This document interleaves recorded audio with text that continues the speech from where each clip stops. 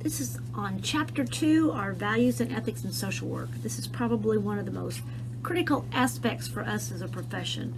I'm referring to the PowerPoint slides that you all now have in D2L, so I'm just going to kind of talk a little bit about those.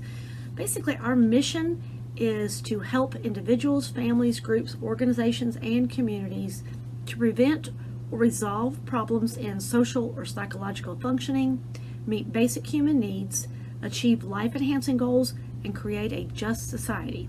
That's pretty big, but that is our mission. We also seek to empower people, identify and build on strengths. It's important to note that in social work, we always maintain this dual focus of both the social environment and psychological functioning. You have a copy of the Nsw Code of Ethics, and you all were able to successfully access that and complete your assignment on the issues related to immigration. You did a great job on that assignment. Please listen to the audio if I was able to record it. About half of y'all have an audio feedback from me, and the other half just have the written comments. But our values and ethics basically have 6 core values, which include service, social justice, dignity and worth of all persons, the importance of human relationships, integrity, and competence. And the code outlines the importance of each one of those. As you look at the Code of Ethics organizationally, there are also 6 areas in which we have ethical standards that are actually stated. And this is kind of the social work Bible, if you will, that we refer to.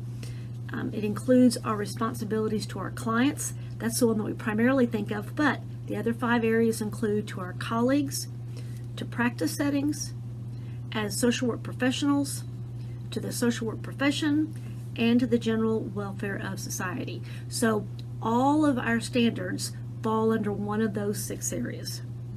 I always remind students, if you look at the one on clients, don't have sex with your clients. It's very clear, it's spelled out in there, don't do it. Then we also have value-driven practice behaviors. So the Code of Ethics kind of forms our foundation, and then based on that, they drive our practice behaviors. These are things like self-determination, empowerment, and confidentiality. Self-determination is one of the hardest values for social workers or practice behaviors.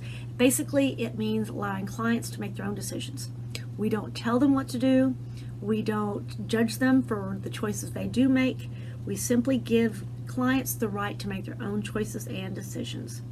So read the box 2.3 in your chapter and reflect on some of those questions regarding providing services to Tina and how that would be challenging in some areas. We also empower our clients. It requires skillful intervention of social workers in order to truly empower people. Providing knowledge can be a fundamental ingredient to helping empowerment occur. And another practice behavior is that of confidentiality. Trust is the essence to our helping relationships, and we can only do that when clients feel like they can trust us and that their information will be held confidential and they have a right to privacy. So look in the table of contents in D2L, or in Revel, on the top side of the screen, and if you look at the very end of your book, there is an Appendix C, which includes some practice tool examples, such as the consent form and a release of information form. So check both of those out if you're not currently in a practice setting, so you can kind of see what it looks like. Your book also talks about HIPAA and privileged communication, and Appendix B in Revel. So again, scroll to the very end. There's some very detailed information about HIPAA. It's important that as a social worker you know that. I also want to mention that all of the things, both our values and our practice behaviors, apply at levels of practice. Micro, which would be serving individuals and families and groups. Meso is working with agencies and organizations, and then macro is working with communities and a large society. Then, as social workers, as I mentioned, putting everything together, we utilize the person and environment. We must consider a person's environment and interactions as a part of our providing services. Social work practice is the application of social work values to helping relationships with individuals, families, groups, organizations, and communities in the context of evidence-based social work theories, models, and interventions. NASW, in addition to our Code of Ethics, as our professional organization, has developed standards of practice. And so there are 14 different practice standards. So you can look at the socialworkers.org website, which is our NASW website, and look at some of those practice standards in different areas of practice. So if you're interested in the area of mental health, there are practice standards specific to mental health. If you're interested in working with older adults, there are practice standards specific to older adults, and your book talks a little about that. Then we have this notion called ethic of care, and this is a theoretical framework that looks at things like equality, avoiding sweeping generalizations, and being responsive. And there's some information about what that would look like in application to a case. Then, because of all of the standards that we have for practice, we oftentimes find ourselves confronting ethical dilemmas where there's a conflict between two or more standards, or how do we meet the standard and be responsive to our organization while also still serving our clients. For example, I provided this in the PowerPoint. The state of Oklahoma has legalized the use of medical marijuana.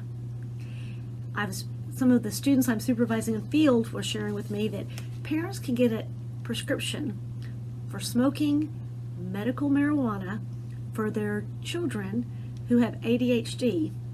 And some of the schools in Oklahoma have actually developed a smoking area in which parents can bring the prescription, the marijuana, and supervise their children smoking it.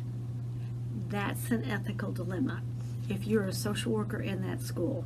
Then there is a model of how we go about resolving ethical dilemmas, and there's an ethical decision-making hierarchy.